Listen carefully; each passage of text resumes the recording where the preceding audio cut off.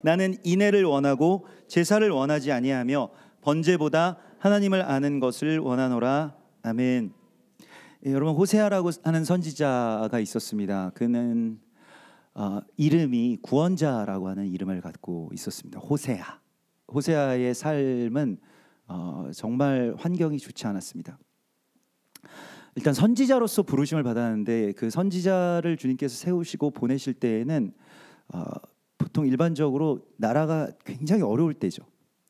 전쟁이 일어나거나 여러 가지 환란이나 사건들, 사고들이 있는 그런 상황이었는데 그 이스라엘과 남유다와 북이스라엘이라고 하는 이 두 나라가 이제 이 분단이 된 지가 200년이 지났을 때였습니다. 호세아 선지자가 예언할 때는요. 그러니까 하나가 되게 하여 주신다라고 하는 곧 통일될 줄 알았던 그 나라가 우리도 지금 한 세대가 지나고 지금 70년이 지났습니다만은 200년이 지난 거예요. 호세아 선지자 때에는. 거기에다가 아수르라고 하는 굉장히 잔혹한 사람들 나라와 그 군대가 쳐들어와서 이스라엘을 늘 쑥대밭으로 만들어 놓고 정말 엄청난 핍박들을 가했습니다. 나중에는 완전히 멸망하지만요. 그 전에도 계속, 그러니까 그 일종의 그 말하자면 때 되면 오는 원정이 있었어요. 그러니까 상납금을 받기 위해서 군대를 끌고 와서 자기네들이 원하는 만큼 내놓지 않으면 약탈해 가고 죽이거나 혹은 뭐 사람이라도 우리가 노예로 끌고 가겠다 해서 포로로 끌고 가고, 이게 일종의 그 국가적인 산업이었던 나라가 아수르였습니다. 그러니까 이 요나 선지자 같은 경우에는 아수르가 한 일이 너무 끔찍하기 때문에 지금 하마스가 뭐 이스라엘 그 인질들 끌고 가고 막 아이들과 뭐 인질들 그렇게 그 사로잡고 있고 이러한 것들보다 더 끔찍한 일들이 이제 벌어졌죠. 그러니까 그 증오가 말도 못했습니다. 그래서 이 그 바벨론이나 특별히 아수르는 바벨론보다 더 했거든요. 바벨론은 그래도 좀 이렇게 그 대국의 면모를 갖고 있었습니다. 대제국. 그래서 뭐 포용하기도 하고 때로는 뭐 그런 노예로 끌고 온 포로들 가운데서 다니엘처럼 총리가 되는 경우도 있었고요. 그런 거였지만 아수르는 그냥 폭력이었습니다. 그냥 폭력밖에 없고 다른 뭐 일 같은 것도 없었어요. 그냥 아예 그냥 폭력으로 약탈하면서 살아간다라고 하는 것이 이제 아수르였기 때문에 이제 그러한 상황에서 그러면 나라라도 좀 하나님 앞에 바로 서야 되는데 나라는 너무 부패하고 자기들만 알고 그런 어려운 가운데서도 서로 돕지 못하고 분쟁 가운데 분란 가운데 있고, 그러면 좀 영적으로도 깨어 있어야 되는데 그렇지 못하고 하나님께 부르짖기보다는 어떻게든 바알과 아세라를 섬기면서, 이 바알과 아세라를 섬긴다라고 하는 것은 결국 자기 욕망을 추구하는 어떤 그런 신앙 가운데로 들어간다는 겁니다. 이게 우리도 바알 신앙, 아세라 신앙 우리 갖고 있지 않다고 생각을 하지만 이스라엘 백성들도 그렇게 생각했거든요. 그냥 교회 열심히 나와서 예배 잘 드리고 하나님께 기도 열심히 했다. 근데 뭔 기도를 했는가, 뭘 위해서 예배했는가를 가만히 들여다보면 하나님께서 정말 끔찍이도 싫어하시는 그 자기라고 하는 우상을 향해서 늘 경배하고 자기의 어떤 욕망을 채워달라고 하나님을 끌어들이는 그러한 신앙 가운데로 전락해버렸다는 것입니다. 그래서 호세아 선지자는 굉장히 안 좋은 상황 가운데서 그 나라의 안 좋은 상황들을 자기 삶으로 연결지으시는 하나님의 부르심을 받았어요. 그래서 나라가 안 좋으니까 이제 저는 이게 이스라엘이든 일본이든 하나님께서 이게 원리맨의 사명으로 주신 그런 이 나라들이 뭔가 이렇게 고통을 겪으면 허리가 너무 아픕니다. 막 끊어질 듯이 아픈데 제가 지금 이게 허리가 아픈 지가 지난 기도회 시작할 때부터 지금까지 계속 아픈데, 보통 좀 지나면 이제 낫잖아요. 저도 침도 맞고 피도 뽑고 주사도 맞고 이런저런 방법들을 하는데 이게 잘 낫질 않는 거예요. 그래서 어제는 저녁에 우리 모여서 기도하다가 앉아 있어도 그렇고 서 있어도 아프고, 그래서 고통이 너무 심해가지고 좀 일찍 들어가서 이제 이렇게 누웠는데 누워도 아픈 거예요. 보통 누우면 안 아프지 않습니까? 허리 아프신 분들은. 그래서 안 아픈 그 각도를 찾아가지고 이리 눕고 저리 눕고 하다가 이렇게 구부리고 이렇게 옆으로 이렇게 누워 있으니까 또 그것도 그 침대에 누우면 아프고 또 소파에 그 이렇게 좀 몸을 구겨가지고 이렇게 누워 있으니까 좀 덜 아픈 것 같아요. 그렇게 옆으로 이렇게 누워가지고 하나님께 기도를 하는데 하나님 이게 하나님의 아픔이신가요? 또 이스라엘의 아픔인가요? 저 팔레스타인 사람들의 고통인가요? 이런 것들을 그래도 조금이나마 제 몸에 연결시켜 주셔서 감사합니다. 뭐 이런 기도를 했습니다. 근데 호세아는 이 몸도 몸이지만 삶 가운데서 그 가족들이 너무 불행했어요. 그래서 하나님께서 그 점 찍어 주신 배우자가 있다라고 하셨습니다. 호세아에게. 너무 우리도 감사하고 그래요? 누군가요? 뭐 어떻게 생겼나요? 뭐 예전에 뭐 혈액형이 뭔가요? 요즘에 MBTI가 뭔가요? 뭐 이런 거 이제 물어보겠죠. 막 뭐 프로필 사진도 찾아보고. 근데 그 사람이 하나님께서 그 고멜이라고 하신 거예요. 고멜은 이름 자체가 끝났다는 뜻입니다. 그러니까 끝, 그냥 끝. 그래서 우리도 이게 좋은 표현도 있고 안 좋은 의미도 있잖아요. 야, 이거 완전히 끝났다. 이러면 이게 한국말도 그렇죠. 이게 히브리어도 그런데 우리가 끝났다 그러면 야 완전히 끝났네, 끝났어. 막 이러면 정말 막 완전 포기하고 낙심하고 이런 것도 있지만 또 좋은 면에서는 또 완성됐다 뭐 이런 뜻도 있죠. 그러니까 고멜이 좀 그런 뜻입니다. 근데 이스라엘이 끝났다. 뭐 finish라고 하는 그런 뜻을 갖고 있다고 해요. 고멜이라고 하는 이름이요. 완전히 끝장났다. 근데 실제로 그 고멜은 거의 정말 끝난 사람이었습니다. 그래서 남편에 대한 사랑이 전혀 없었고요. 남편은 호세아는 고멜을 굉장히 하나님께서 그렇게 짝지어 주신 그런 자신의 배우자이고 내 살 중에 살이고 뼈 중에 뼈요라고 하는 정말 자신처럼 이렇게 사랑을 했지만 고멜은 남편 호세아를 사랑하지 않고 맨날 집 나가서 음행을 저지르고 그러면 또 그러다가 뭐 또 거기서 좀 잘 안 되면 또 돌아오고 그런 부인이었습니다. 당장에 이제 뭐 갈라서거나 아니면 뭐 다른 뭐 책망을 하거나 뭐 따지거나 그래야 되는데 하나님이 이게 하나님 선지자로서 호세아가 그 받아야 될 또 겪어야 될 일이라고 말씀을 하시기 때문에 호세아가 그냥 묵묵히 고멜이 어디 집을 나가면 찾아서 또 데리고 오고 어디서 또 누구 아이인지는 모르지만 아이를 이제 그 셋이나 낳는데 다 자기 아이들처럼 키웠습니다. 첫 번째 아이를 이스르엘이라고 이름을 지었고요. 그것은 이스라엘은 하나님의 권능 아래에 있다라고 하는 뜻입니다. 하나님과 뭐 겨루어 이겼다라고 이렇게 한 가지로만 번역이 되지만 정말 많은 뜻을 갖고 있고요. 이게 하나님의 권세, 이게 이 사라라고 하는 것이 그 다스리다라고 하는 뜻이거든요. 하나님이 다스리신다. 이게 이스라엘입니다. 근데 이스르엘은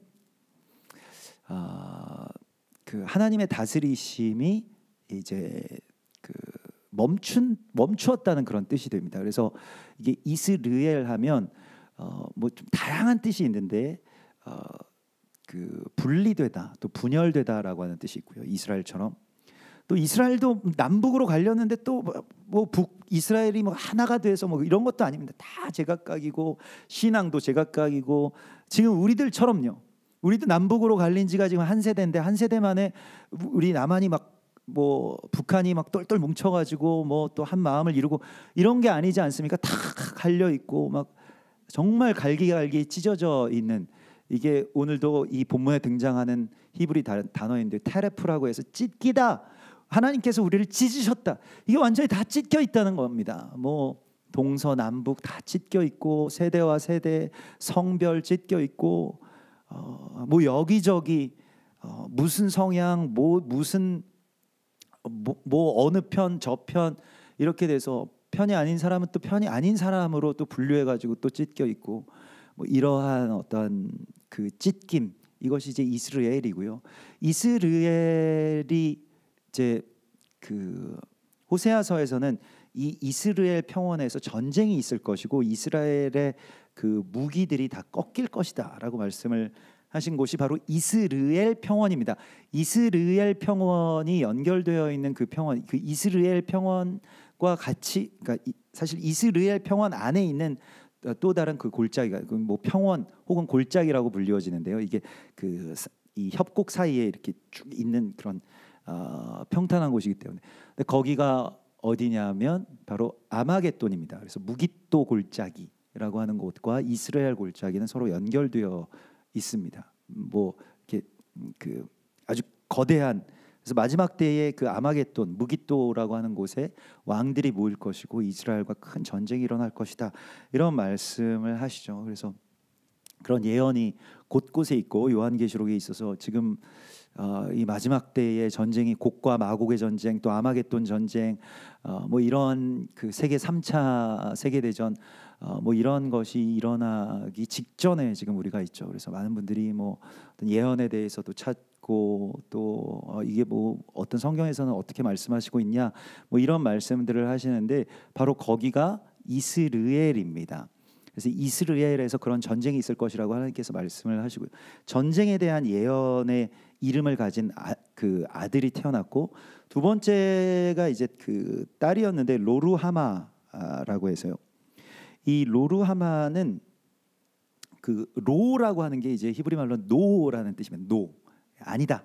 근데 루하마는 이제 라함을 받지 못했다. 라함이라고 하는 것은 자비를 얻지 못한 자라는 뜻입니다. 그래서 자비를 받지 못한 자, 용서받지 못한 자라는 뜻이 바로 로루하마이고요. 우리도 용서받지 못한 자 중에 가장 대표적인, 모든 역사 가운데서 용서받지 못한 자로 대표적인 자가 바로 이스라엘이죠. 이스라엘 유대인들만 좀 다른 잣대가 되어지고 그들은 용서받지 못한 자로, 또 하나님께도 용서받지 못한 자로 우리가 이제껏 여겨왔던 것이 이제 이스라엘입니다. 그래서 그 자비를 얻지 못했다라고 하는 것인데요. 그 자비라고 하는 말이 이제 라함이고, 그 라함을 얻지 못한 자가 로루하마입니다. 로라함 이렇게 돼가지고 그 여성형이지 로루하마 이렇게 되는데, 예수님께서 사역하신 곳이 가버나훔이죠. 그 라함의 마을이라는 뜻입니다. 자비의 마을이라는 뜻이고요. 근데 이 단어가 언제 나왔는지를 성경을 저희가 지난주에 우리 토라 포션 안에서 찾아봤을 때 그 창세기 6장에 보면 하나님께서 이 세상에 사람 지으신 것을 한탄하시고라고 번역된 말이 있습니다. 근데 하나님께서 한탄하셨다라고 할 때 하나님이 정말 너무 후회하시고 한탄하셨구나 이렇게 보는데, 거기에 라함이라고 하는 단어가 써져 있더라고요. 하나님의 탄식은 하나님이 긴 숨을 내쉬셨다라고 되어 있는데, 하나님의 이 긴 숨이 자비입니다. 용서이고요. 하나님이 한탄하셨다라고 하는 것은 그냥 세상을 그래서 나는 포기한다, 얘를 보면서 내가 이스라엘을 보면서 내가 한숨을 쉬니까 얘를 내가 포기했다, 이게 아니라는 거예요. 하나님의 탄식이 누구를 불렀냐면 바로 노아를 불렀고요. 하나님의 그 깊은 숨이 바로 노아의 방주를 만들어서 세상에 소망을 주시는 것이죠. 하나님의 탄식은 그냥 포기와 절망의 탄식이 아닙니다. 자비의 탄식이시죠. 하나님께서 그런 자비를 베푸시는 것을 선포하는 것이 바로 예수께서 이 땅 가운데 오셔서 행하신 일이고요. 그리고 그 동생인 이제 로암미는 로가 또 있죠. 거기 노라는 뜻이고요. 아까 전 그 로루하마처럼 암이라고 하는 것은 이제 백성이라는 뜻입니다. 그래서 백성이 아니다라는 뜻이고요. 그게 요한계시록에 나오는 니골라당도 마찬가지입니다. 니코스, 라오스, 백성이 아니다, 백성을 아니게 하다, 백성을 압제하다, 백성을 핍박하다, 이게 다 반유대주의, 혹은 이스라엘 백성들이 그 백성이 아니라 이스라엘 백성들은 교회다.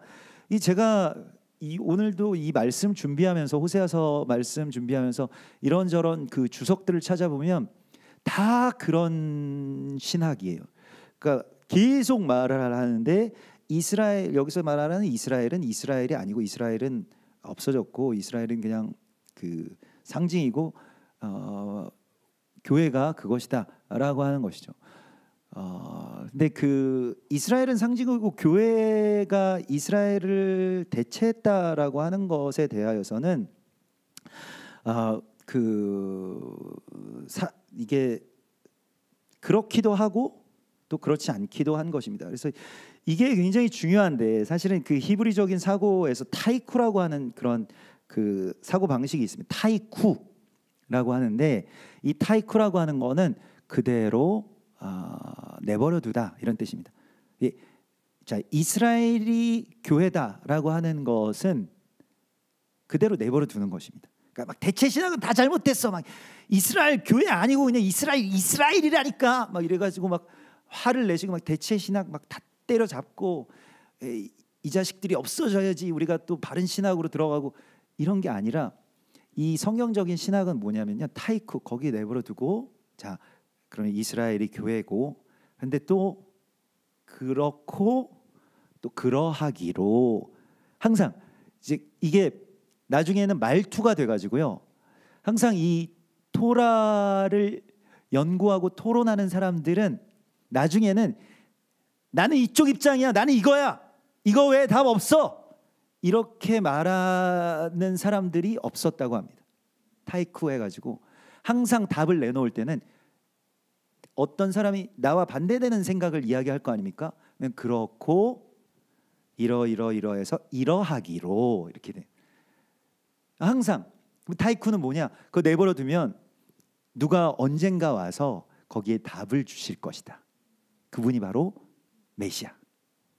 뭐 히브리인들은 그 엘리야라고 표현을 하는데 엘리야가 먼저 와서 길을 닫고 이제 예수님이 오신다 이런 것이죠. 메시아가 오신다. 그래서 엘리야 혹은 메시아가 오시기 전까지는 두 개를 그냥 내버려 두자. 예수님께서도 말씀하셨잖아요. 쭉정이처럼 보여도 잘라내지 마. 그냥 그대로 내버려도 타이쿠 이렇게 말씀을 하신 겁니다. 혹시 하나님께서 어떻게 하실 줄 모르잖아요.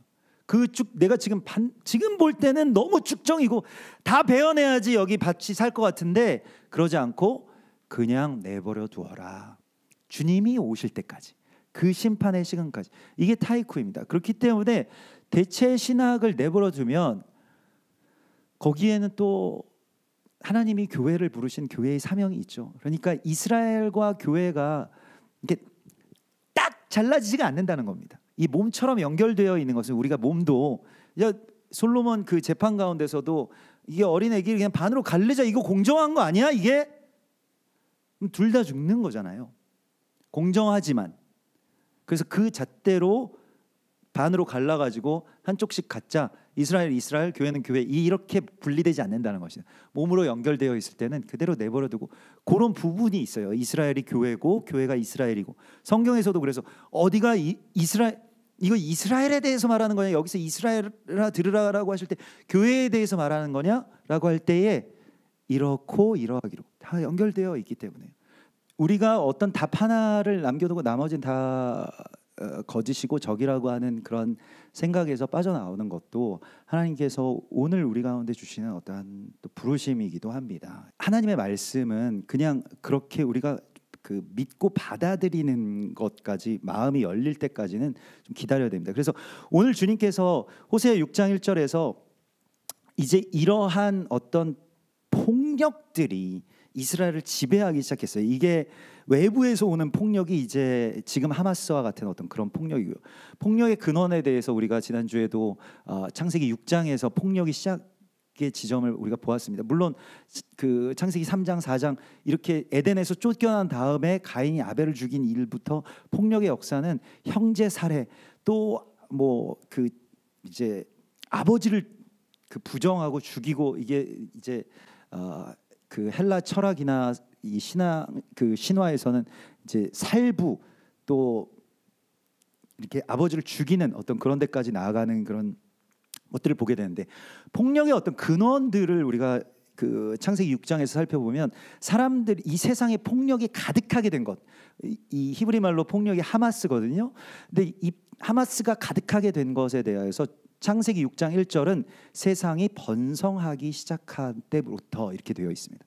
세상에 사람이 땅 위에서 번성이 시작되었을 때에 그들에게서 딸들이 났다 이렇게 되어 있습니다. 성경에서 이 딸이라고 하는 것은 일종의 어떤 그냥 비유, 이건야말로 진짜 비유입니다. 이게 딸이기도 하고 저는 글쎄요 그거 아니라고 생각합니다. 성경에서는 이게 염소나 그다음에 이 여자 그건 어떤 표현적인 방식인데 에 대하여서는 그러니까 아들이 낳다라고 하는 게 아니라 딸이 낳다라고 하는 것에 대하여서 뭐 우리는 딸 뭐 너무 귀하고 성경에서도 마찬가지입니다만 거기서 말하는 딸은 그 아들이 아닌 자를 말합니다. 그러니까 일종의 성경에서는 아들을 낳는 것이 중요하거든요. 교회가 그리스도 예수의 신부가 우리의 삶을 통해서 그 아들을 해산하는 게 굉장히 중요한데 그 아들은 그 아들을 말하는 것입니다. 예수와의 삶과 성품이 해산되는 것 그걸 말하는 것인데 그 반대는 뭐냐면 자기 욕망을 따라서 사는 어떤 존재를 해산했다는 거예요. 세상이 계속 열매를 맺었는데 교회가 그리스도 예수와의 신부가 하나님의 신부가 계속 땅에서 무엇을 충만하게 하느냐 그 욕망을 따라서 사는 삶을 해산하기 시작했다는 것입니다. 교회가 또 그 당시에는 이스라엘이 그걸 했다는 거예요. 그게 무엇이냐면 바알 신앙이라는 겁니다. 그래서 자기 숭배를 하기 시작했다는 거예요. 그래서 호세아 선지자가 성령이 호세아 선지자에게 임하셨을 때 사람들에게 선포하기 시작합니다. 영에 감동되어서 사실 그럴 만한 입장이 못 되죠. 호세아 선지자도 자기 아내 문제만 생각하면 사람들이 뭐 선지자라고 해도 그게 그렇게 선포할 만한 어떤 그런 가정적인 환경이 되지 못했어요. 그런데 일어서서 선포하기 시작합니다. 오라 우리가 여호와께로 돌아가자. 여호와께서 우리를 찢으셨으나 도로 낮게 하실 것이요 우리를 치셨으나 싸매어 주실 것입니다. 그래서 돌아가자. 우리가 여호와께로 돌아가자. 이걸 막 외치기 시작하는데 그게 호세아 선지자가 그걸 외치니까 일반적으로 생각할 때는 야 그런 사람이 그렇게 좀 불행한 사람이 가정도 그렇게 온전치 못한 사람이 그렇게 외치니까 좀 뭐 와닿지가 않네 이게 아니라 너무 와닿는 거예요. 우리가 주님께로 돌아가자라고 할 때 호세아 선지자가 외치니까요. 그게 마치 자기 아내 고멜에게 외치는 것과 같은 그 간절함들로 그 연결됐습니다. 그래서 이게 정말로 서로가 서로에게 이게 이입이 돼가지고요. 하나님께서 택하신 이스라엘 백성과 하나님과의 관계가 호세아와 그 아내 고멜의 관계가 된 것처럼 호세아 선지자가 백성들에게 외치는 그 부르짖음이 너무 절실하게 들려오기 시작합니다. 오라 우리가 여호와께로 돌아가자라고 하는데 뭐 저처럼 이렇게 막 이제 저는 이런 목소리를 갖기를 원했거든요. 항상 좀 목이 쉬어 있는 목소리, 기도 많이 해가지고 사실 그 사역자가 좀 그래야 되지 않겠어요? 근데 기도 많이 해서 항상 목이 쉬어 있는 것처럼 그 호세아 선지자가 계속 그렇게 목이 쉬어가지고 주님께서 우리를 낫게 해주실 거다. 여호와께서 이틀 후에 우리를 살리시며 셋째 날에는 우리를 일으키시리니 우리가 그의 앞에서 살 것이다. 이렇게 꿈을 선포하기 시작했습니다. 호세아 선지자가요. 그래서 하나님께서 오늘 우리에게 지금 외치라고 하시는 것은 소망을 외치는 자가 되라고 말씀하십니다. 꿈을 꾸고 그걸 선포하는 자가 되라고 말씀하시고 있습니다. 이게 지금 우리가 해야 될 일은 소망을 품고 감사하는 것입니다. 하나님의 뜻이 뭔지는 우리가 잘 모르지만요. 우리가 표면적으로 일어나는 이 모든 일들은 좋지 않아요. 호세아가 보는 것처럼. 그리고 실제 상황도 좋지 않았습니다. 호세아의 현실처럼. 근데 호세아는 꿈을 꾸기 시작합니다. 주님 안에서 소망을 품기 시작하는 것이죠. 여러분 요엘서 2장의 말씀에 마지막 날에 내가 나의 남종과 여종에게 성령을 부어주고 나의 영을 부어줄 것이다. 사람들이요 지금 포악이 시작될 때 하나님께서 한숨을 쉬셨다고 되어 있잖아요. 하나님의 한숨은 성령입니다. 성령을 부어주신 하나님의 라훔이라고 하는 것은 하나님이 깊이 숨을 내쉬면 사람들이 이 고깃덩어리와 같이 자기 욕망을 추구하면서 살아가는 사람들이 영원을 사모하게 되거든요. 그게 여러분들입니다. 여러분들은 고깃덩어리가 아니잖아요. 하나님의 영이 계시기 때문입니다. 성령이 생령이 계실 때 비로소 우리가 살아있게 되는 것입니다. 그래서 성령을 요엘서에서 부어주신다고 말씀하시는데 그 성령이 무엇을 하시느냐? 요엘서에 보면 너희 자녀들이 예언할 것이다. 자녀들이 예언을 하고요. 그리고 너희 노인들은 뭘 한다고 말씀하십니까? 꿈을 꿀 것이다 말씀하세요. 노인들이 꿈을 꾸게 되는 거는요, 성령의 역사이십니다. 내가 지금 이 나이에라고 생각하는 그분들 모두가 다 노인이시죠. 제가 얼마 전에 뭐 이렇게 컴퓨터를 정리하다가 갑자기 무슨 뭐 어디에 무슨 뭐 네이버에 무슨 파일 박스 뭐 이게 갑자기 열렸어요. 15년 만에 열린 건데 제 사진이 있는 거예요. 제 사진이. 근데 너무 사람이 괜찮은 거예요. 막 너무 막 진짜 넌 진짜 젊었구나 막 이런 거 있잖아요. 15년 전 사진이니까. 어떤 사진이냐면 저기 우리 여우사 형제님처럼 아기 안고 소파에 앉아 있어요. 교회 퇴근해가지고 집에 가서 쉬고 싶은데 막 표정에 다 좋은데 감사가 없어 애가. 제가. 그래서 야 그때는 몰랐구나. 너무 좋은 일이라는 거 몰랐구나.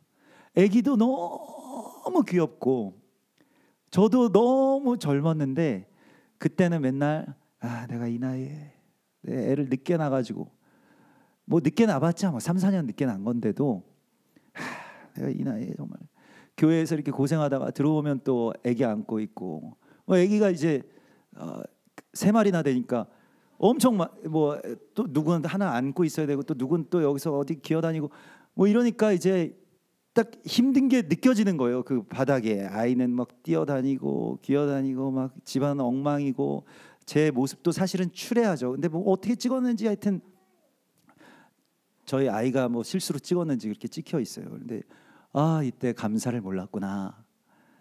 이때 이 아이들에 대한 꿈을 더 많이 꾸지 못했구나. 나의 삶에 있어서도 소망이 이때 되게 많이 없었구나. 이런 생각들을 하니까 그때가 정말 내가 그냥 이 나이에라고 하는 정말 죄송한 말씀입니다만은 내가 노인 같아졌었구나 이런 생각이 들더라고요.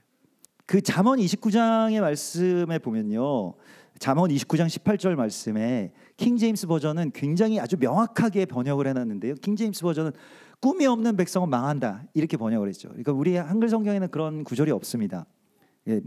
묵시가 없으면 백성이 방자에 행한다 이렇게 되어 있는데요. 그냥 직접적으로 킹 제임스 버전 되게 깔끔하게 정리가 돼 있죠. 꿈이 없으면 그냥 망하는 거예요. 그냥 죽은 겁니다. 백성도 그렇지만 개인도 마찬가지고요. 하나님 안에서 꿈을 꾸는 것이 소망입니다. 주님께서 지금 이 시간에 우리에게 야 나는 끝났어, 이거 끝이야, 그냥 이거 없어, 이거 아무런 소망도 없어, 나란 망할 거야, 뭐 어떻게 될 거야, 나는 병들어서 죽을 거야, 이런 것들이요. 왜 그렇게 걱정과 두려움과 원망 가운데 잠식되면서 살아가냐고 주께서 말씀을 하시는 거예요. 꿈을 꿔라. 거기에서 그 상황에서 자, 둘째 날에는 나를 살리실 것이고 셋째 날에는 우리를 다 같이 일으키실 것이다. 지금 호세아 선지자가 꿈을 꿀 수 없는 그 선지자가 꿈을 꾸기 시작하는 거예요. 그게 백성들에게 다 전파되는 겁니다. 여러분 가정들이요, 자녀들이요, 손자들이요, 다 잘 되려면 어떻게 해야 될까요? 꿈을 꾸셔야 됩니다. 이게 성경에서 우리에게 말씀하신 노후 대책입니다. 연금도 아니고요, 보험도 아니고요, 꿈입니다. 꿈을 꾸세요. 노인들에게 주님께서 말씀하시는 것이면 성령이 임하시면 꿈을 꾸게 될 것이다. 여러분 그것을 구하십시오. 계속 구하세요. 간절하게 구하세요. 성령이 제게 오셔서 저는 지금 뭐 꿈을 꿀 만한 나이는 아닌 것 같긴 한데 성령에서 말씀하시니까 저 꿈을 좀 꾸게 해주십시오 이렇게 말씀하세요.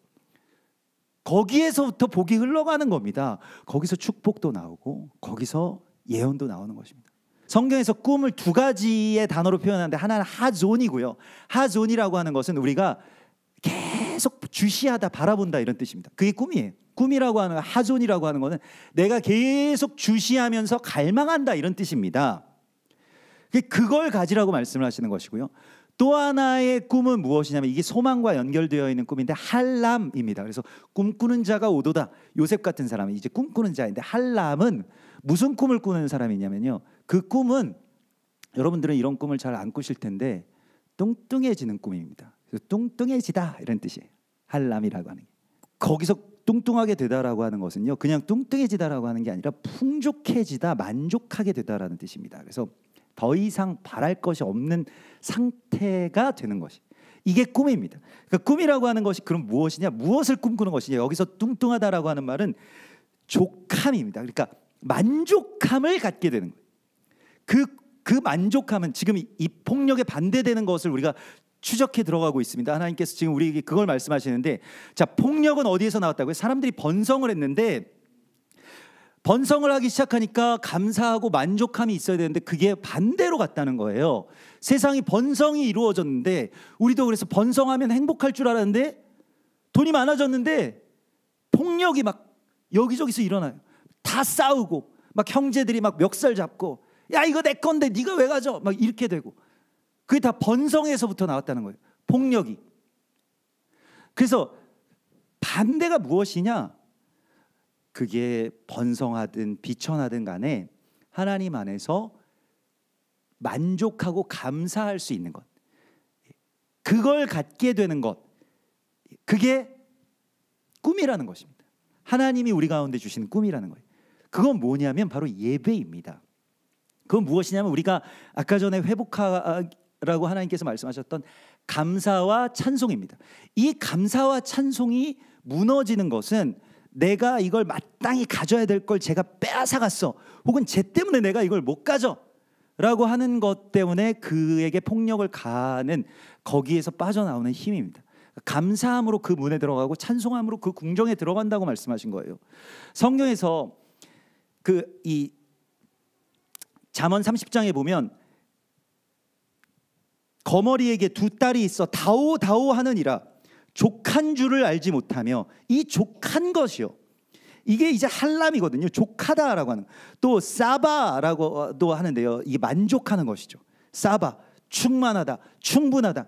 근데 거머리는 그런 생각을 못한다는 거예요. 그래서 내가 다오 하는 것, 족한데도 족하지 못하다라고 하는 것을 서넛을 알고 있는데, 그 중에 첫 번째가 지옥이라고 말하고 있습니다. 스올, 곧 스올과 그리고 해산하지 못하는 태와 물로 채울 수 없는 땅과 족하다 하지 아니하는 불이니라. 그래서 이걸 지옥이라고 말을 하고 있거든요.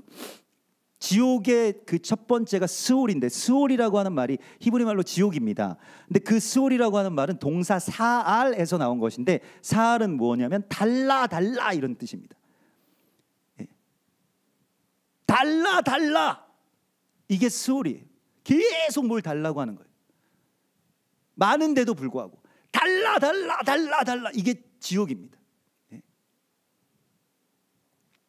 그래서 그 수월과 그걸 지옥이라고 말해요. 그러면 족함은 무엇일까요?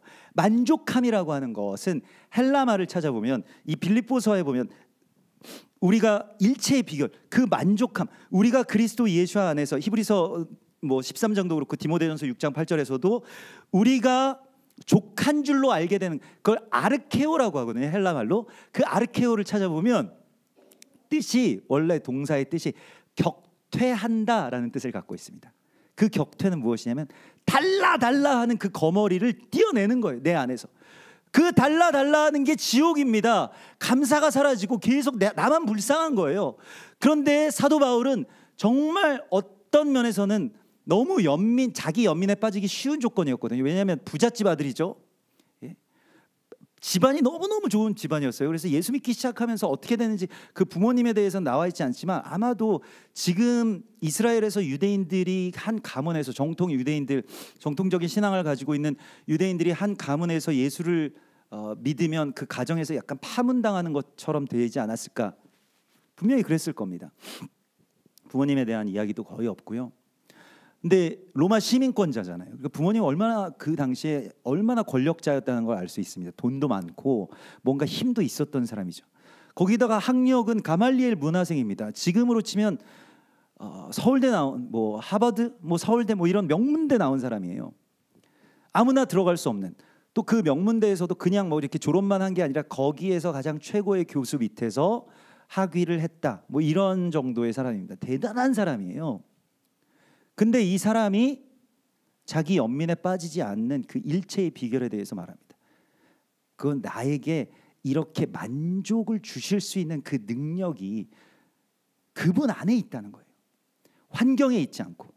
그러니까 내게 능력 주시는 자 안으로 내가 들어갔을 때 다른 다오 하는 애들이 떨어져 나간다는 것입니다.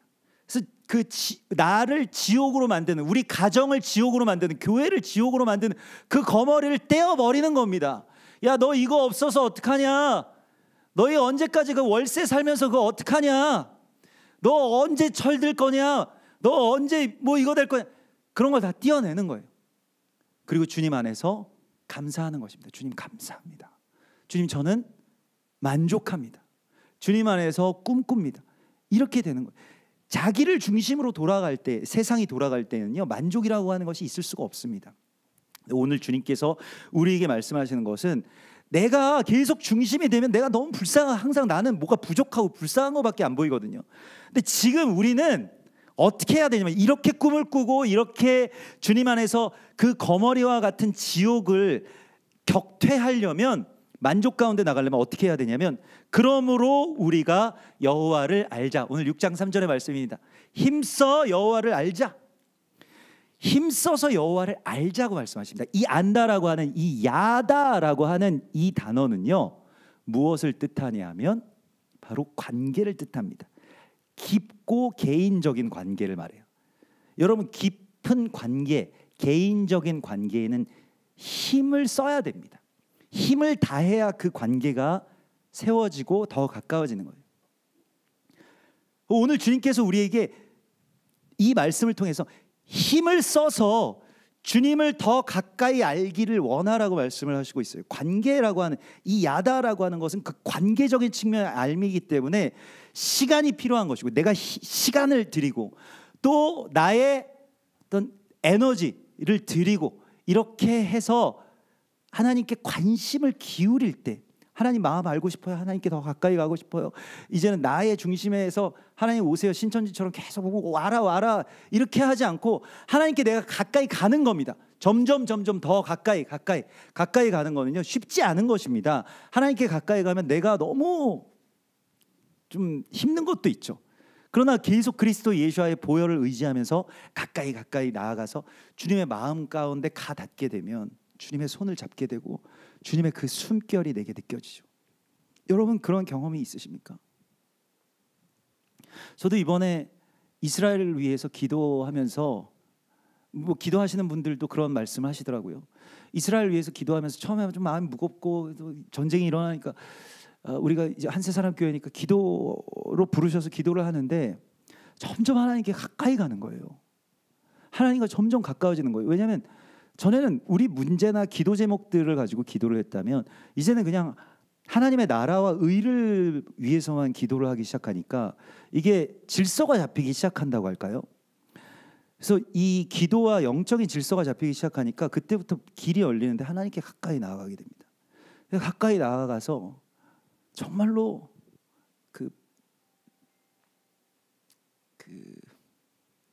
이것만 생각하면 제가 좀 눈물이 나서 말씀을 잘 못 드리는데, 가까이 나아가서 주님의 손을 잡잖아요. 여러분들도 그런 경험이 있으신지 모르겠습니다. 그 주님의 피 묻은 손이라고 하는 거예요. 그 피에 막 쪄들어가지고 피가 막 다 말라붙어가지고 그 손을 잡잖아요. 그 붉고 까맣게 된 그 손이요. 네.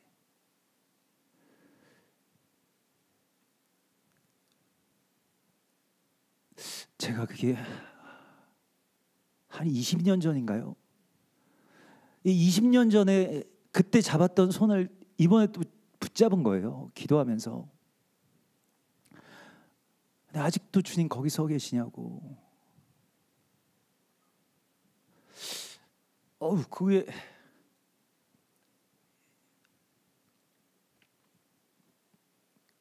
이스라엘 때문에, 또 북한 때문에, 우리 때문에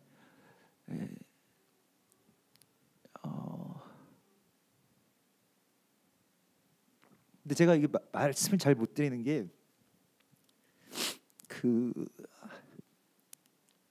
너무 생생해가지고요. 그러니까 그게 그냥 뭐 어떤 상징적인 게 아니라 그냥 정말 그 피 묻은 손의 질감이랑 이게 그 덜덜 떨리는 그 손을요. 근데 또 그 손이 위로를 해주시잖아요. 여기까지 잘 왔다 이렇게 말씀을 하시잖아요. 그래서 같이 기도하고, 이게 회개입니다. 회개라고 하는 것은 주님께 돌아가는 것이, 우리가 주님께로 돌아가서 더 가까이 가고 더 가까이 가고 더 가까이 가서 주님을 힘써서 우리가 알려고 하면, 생각보다 우리가 지금까지 주님을 알려고 하지 않았거든요. 주님 마음에 별로 이렇게 내가 알려고 했던 게 별로 없어요. 알고 싶지도 않았고. 근데 주님을 정말 사랑하고 가까이 가서 주님 알고 싶어요. 주님 지금 마음 어떠신가요? 그냥 내 생각이 이런데 주님 좀 도와주세요. 내 마음 모르시겠어요? 이것만 계속 해왔다가 이걸 돌이키면 주님의 마음에 가닿게 되는데, 그 주님의 마음은 정말로 감당할 수 없는 사랑입니다. 누가 이해하겠어요?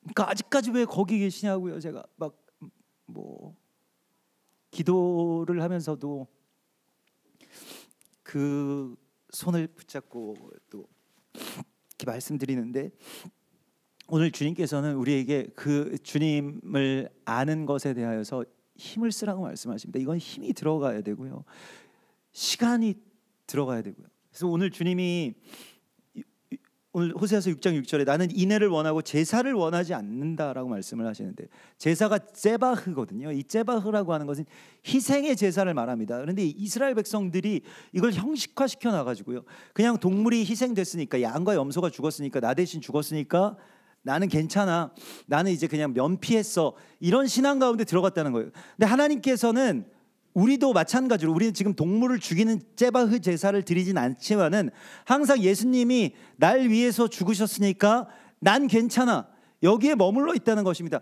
그런데 주님께서는 오늘 우리에게 그 나 대신해서 죽으신 주님의 그 희생 제사, 그 제바흐 제사에만 머물지 말고 인애를 내가 원한다. 이 인애는 무엇입니까? 이 헤세드라고 하는 것은 너희가 이제 나처럼 자비를 베풀고 그 십자가를 지고 용서하고, 헤세드라고 하는 것은 용서하고 자비를 베풀고 원수를 사랑하고 돕고, 이게 다 들어가 있는 단어입니다. 헤세드라고 하는 것이요. 하나님이 지금 우리에게 원하시는 예배가 바로 그 예배라는 거예요. 그냥 이 주일 예배에 한번 참석해 드렸으니까 이제 나한테 복을 주시고 나 천국 가게 해주시고 내 문제 다 해결해 주세요, 이런 게 아니고, 지금 나를 통해서 하나님께서 내가 어떤 희생을 치르더라도, 희생의 대가를 치르더라도 주님이 살리시고자 하는 사람들을 살리기를 원합니다라고 하는 것이 바로 헤세드입니다. 하나님이 원하시는 게 이거래요. 여러분 원하시는 거는 이때까지 많이 말씀드렸으니까 이제는 우리가 하나님 원하시는 거를 좀 한 가지라도 들어드려야 되겠는데, 하나님의 소원이, 하나님이 원하시는 것이 너희가 내 사랑을 너희 원수들에게 보이는 것이라고 말씀을 하시고 있습니다. 그래서 함께 아파하고, 또 때로는 이 용서라고 하는 것은 엄청난 희생이 뒤따르잖아요. 내가 왜 라고 하는 말이, 그 사람이 잘못했는데 내가 왜 용서합니까? 라고 하는 거잖아요. 네. 여러분 그 상황 앞에 여러분들을 하나님께서 데려가시기 전에 먼저 용서하십시오. 그 상황 앞에서 내가 왜 목사님은 왜 계속 뭐 용서하라고 말씀하십니까? 내 입장이 한번 돼보세요. 저 그 입장이 될 수는 없겠지만은 성경에서 말씀을 하시고 있는 것입니다. 거기에서 나는 너의 희생을 원한다. 그게 희생제사인 거예요. 그냥 예수님 날 위해서 죽으시고 동물 한 마리 죽여서 십자가 하나 걸어놓으면 그냥 끝입니까? 주님께서 오늘 우리에게 말씀하시는 것은, 나는 그런 제사를 원하는 게 아니라 너희를 대신하는 어떤 희생의 상징만 있는 그런 제사가 아니라 너희가 희생되는, 너희가 거기서 용서하고, 너희가 거기에서 죄를 사하고, 너희가 거기에서 그 병든 자를 고치고, 너희가 거기에서 원수에게 더 한 그릇이라도 물을 떠다 주고 먹이고, 이것을 원한다라고 말씀을 하시고 있습니다. 이게 우리의 열매여야 되고요. 감사해서 이 열매, 이 해산을 하지 못하게 되면 지옥이라는 거예요. 거기가 해산하지 못하는 태라고 하는 것이요, 잠언 30장에서 말씀하신, 잠언 29장에서 말씀하신 지옥입니다. 그게 무엇이냐면 우리가 나에게 다오 하는 것만 계속 해산하고 있었다는 거예요. 우리의 삶을 통해서. 삶의 열매가 뭐냐라고 했을 때 부족함과 연민밖에 없다면, 난 너무 불쌍하고 하나님이 나한테 이걸 더 해주셔야 되고 이런 것만 남아있는 것이 아니라, 하나님이 나에게 모든 것을 주셨기 때문에 이제 하나님이 원하시는 것, 그것을 하기 위해서는 내가 희생도 필요해요. 원수를 향해서 나아가서 복음을 전해야 되고, 그들을 먹여야 되고, 그들을 용서해야 되고, 주님께서 이 일이 우리의 예배의 열매가 되기를 원하신다고 말씀을 하시고 있습니다. 그리고 한 세 사람이 바로 거기에 열쇠입니다. 이 시대는요, 정말로 증오를 부추기는 시대이기 때문에 우리도 거의 넘어질 뻔하지 않았습니까? 어떻게 하나님의 백성 이스라엘에게 팔레스타인 저 하마스가 저렇게 할 수가 있어? 그들을 저주하고 미워하는 것이 이스라엘 사랑하는 것이라고 착각하게 만듭니다. 나라를 사랑하면 누굴 미워해야 돼. 일본을 미워하거나 뭐 누굴 미워하면 나라를 사랑하는 것이라고 가르치고, 그 증오를 가르치는 대적으로부터 빠져나오십시오. 그래서 하나님 안에서 자비와 용서, 그거 자비와 용서하면 너는 뭐 왜 그렇게 이제 그런 것에 흔들리지 않고, 우리의 감사의 열매는 바로 이 헤세드, 사랑을 베푸는 삶이라고 말씀하십니다. 주님께서 원하시는 것이 바로 여기에 있습니다. 여러분, 우리가 주님께 가까이 갔을 때 주님의 원함이 나의 원함을 바꾸는 그러한 놀라운 자유가 여러분들 안에 일어날 것입니다. 지금 그것이 일어나고 있는 거예요. 그래서 우리가 오직 그 나라와 그 의를 위해서 기도하고, 누구를 미워하고 저주하는 기도가 아니라 축복하고, 또 그들을 위해서 기도하면 로마서 12장 말씀처럼 우리가 이 세대에 악에게 지지 않고 선으로 악을 이기는데, 그거는 원수를 친히 갚지 말고 원수를 위하여서 기도하는 것, 그게 선으로 악을 이기는 것이라고 말씀하시고 있습니다. 누구 굉장히 싫어하는 어떤 부류들이 있으시면요, 아주 막 내가 무슨 막 얘네 때문에 내가 노이로제가 걸린다, 학을 띈다, 이런 것이 이스라엘에게 있어서 하마스거든요. 여러분들에게 있어서 각자 하마스보다 더 미운 어떤 상대가 있겠죠. 그게 친형제일 수도 있고, 자기 남편일 수도 있고, 뭐 어디에 무슨 사람들일 수도 있겠습니다. 기도하기 시작하라고 말씀을 하시고 있습니다. 그 사람들을 축복하면서, 나는 그런 힘이 없고 나는 그렇게 희생할 수 없지만은 성령이 우리 안에 오실 때 그 일들이 시작될 것입니다. 그걸 하나님께서 우리가 하나님께 드려야 될 오직 유일한 예배의 열매라고 말씀하십니다. 나는 인애를 원하고 제사를 원치 않노라. 주님께 드릴 이 인애, 헤세드의 열매가 여러분들 삶을 통해서 하나님 앞에 온전하게 드려지실 것을 주의 이름으로 축원합니다. 같이 기도하겠습니다. 주여, 감사합니다. 우리 마지막 때에 분열과 분노와 모든 것이 다 끝났다라고 저주가 내려오는 이 시간 속에서도 오직 주를 바라게 하시고, 또 주 안에서 감사하고 주님만을 찬양하며 또 주님만을 경배하며, 또 이 두렵고 어려운 상황 가운데서도 그 모든 원망을 끊어내고 감사와 찬송으로, 또 헤세드의 그 자비와 사랑으로 이 모든 것들을 이기는 이 마지막 때의 용사들로 서게 하여 주시옵소서. 우리에게 원유맨의 사명을 주시고 그렇게 기도하게 하심을 감사합니다. 우리가 힘을 써서 또 시간을 다하여서 우리의 희생을 드려서 우리의 감정이나 또 우리의 재정이나 우리의 모든 마음과 삶이 주님께 드리는 열매가 되게 하여 주시옵소서. 거룩하신 예수와 메시아 이름으로 감사하며 기도드리옵나이다. 아멘.